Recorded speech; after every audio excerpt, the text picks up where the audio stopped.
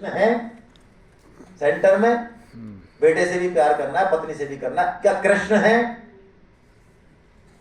हर जगह कृष्ण होने चाहिए, नंबर 1 पे कृष्ण, बाकी सारे रिश्ते कृष्ण से चलेंगे। अब पत्नी मेरी नहीं है, पत्नी कृष्ण की है, मैं भी कृष्ण का हूं, इसलिए पत्नी और पति के बीच में एक दायित्व है, क्योंकि मुंह बोले भाई हो गए ना, उधर एक ही माँ से हो गए ना, तो एक माँ के बेटों में तो प्रेम होता है, तो हम सब कृष्ण के, इस नाते हमारा संबंध है, इंडिपेंडेंट हमारा कोई नहीं, कोई संबंध नहीं है। ये अर्जुन को कहा भगवान ने, पूरी तरह से अर्जुन को आश्वासन दे दिया। और अब भगवान ने वो लास्ट बात बताई जो हमने पहले पढ़ ली। भगवान ने ये सारे योग कह के, ये बात बताने के बाद भी अर्जुन को ये बात कही है। ये सेठ जी ने जब ये श्लोक पढ़े दोनों, हमने तो ये 50 बार पढ़ लिया, हमारी खोपड़ी में तो कुछ बैठता नहीं है। सेठ जी ने पहली बार पढ़े 1922 में 21 में, तो सेठ जी की आंख चिपक गई इन पर, इन दोनों श्लोकों पर। उन्होंने कहा कर्म योग कितना कठिन है, ज्ञान योग कितना कठिन है, भक्ति योग तो और भी गुह्यतमम है। ये बढ़िया भगवान ने पोल खोल दी अपनी। भगवान कह रहे हैं कोई गीता का प्रचार कर दे यदि निष्काम भाव से, तो भगवान कह रहे हैं उसके समान मेरा प्रिय कोई है ही नहीं और ना होगा। तो सेठ जी ने इन 2 श्लोकों का विचार करके और गीता प्रेस की नींव डाल दी, जिससे हम गीता प्रचार कर पा रहे हैं। वास्तव में तो गीता प्रेस ही कर रही है प्रचार, तो सेठ जी का भाव ही कर रहा है, लेकिन थोड़ा सा हम भी उसमें टल्ला मार रहे हैं। इसलिए गीता परिचय अभियान गीता पढ़ाने का काम बिल्कुल नहीं करता। यहाँ कोई गीता के पंडित आए हों तो उनसे हाथ जोड़ के माफी है, हम गीता खुद ही नहीं जानते, आपको क्या पढ़ाएंगे। हाँ, हम गीता का प्रचार अवश्य, और प्रचार करने के लिए तोते की तरह जो स्वामी जी ने बात बोली है वो भी थोड़ा बहुत गीता के ऊपर बोल देते हैं। बाकी तो गीता में क्या है क्या नहीं है, क्या देगी, ये तो भगवान जाने, और वही हमको बताएंगे। सबको बताते हैं वो, आपको भी बताएंगे।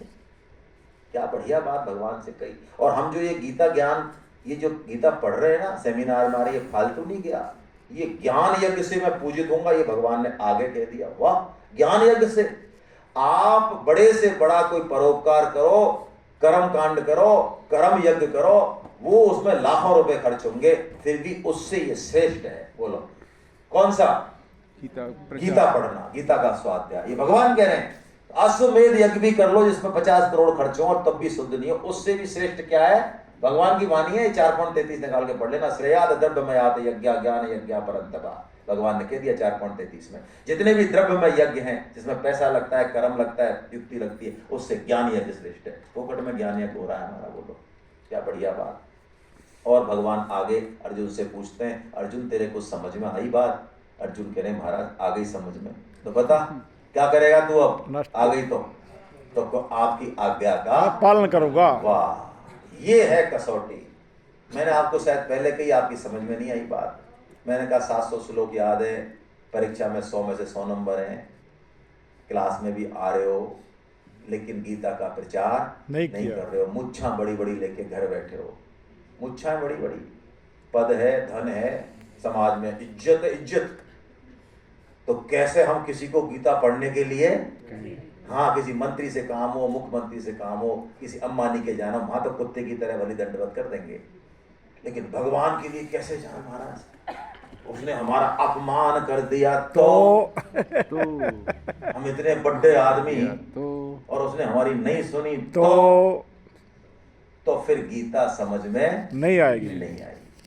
अर्जुन पूरी गीता पढ़ने के बाद ये नहीं कहता है कि मैं युद्ध करूंगा या मैं युद्ध नहीं करूंगा, आज्ञा का पालन करूंगा। क्या कहता है? आज्ञा का करिष्ये वचनम तब, मैं आपकी आज्ञा का पालन करूंगा। आप कहोगे युद्ध कर तो मैं युद्ध करूंगा, आप कहोगे युद्ध मत कर, युद्ध तो मैं नहीं करूंगा। आप कहोगे गीता का प्रचार कर तो मैं करूंगा, आप कहोगे अब बस बहुत कर लिया है, हट जा अब रहने दे, रहने दे, हमारे क्या रहने दे।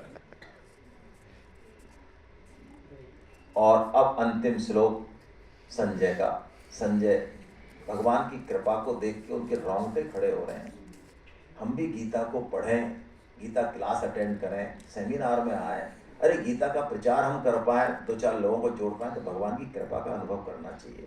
जो पत्नी, जो पति, जो घर, जो माता पिता हमको मिले, भगवान को धन्यवाद देना चाहिए। क्या है हम? मच्छर हैं, कौन पूछेगा हमको? कोई हमारी केयरिंग कर रहा है भाई, वो परिस्थिति, वो व्यक्ति, ये संयोग मिलेगा नहीं दोबारा। अरे बड़े बूढ़ों को हमने रोते हुए देखा है, बड़े बूढ़े चले जाते हैं घर से, आंखों से हैं हमारे पिताजी, हमारे दादाजी बहुत बढ़िया थे, तो मुंह फाड़ रहे हैं। पानी पिलाया था नहीं, वो टाइम नहीं मिला हमको पानी पिलाने का। तो अब पता चल रहा है क्या करते थे दादाजी। उस समय तो लगता था खाट पे बैठे हैं और 2 रोटी खा रहे हैं, करते धरते कुछ नहीं है, खोपड़ी खा रहे हैं। अब पता चल रहा है ना क्या करते थे।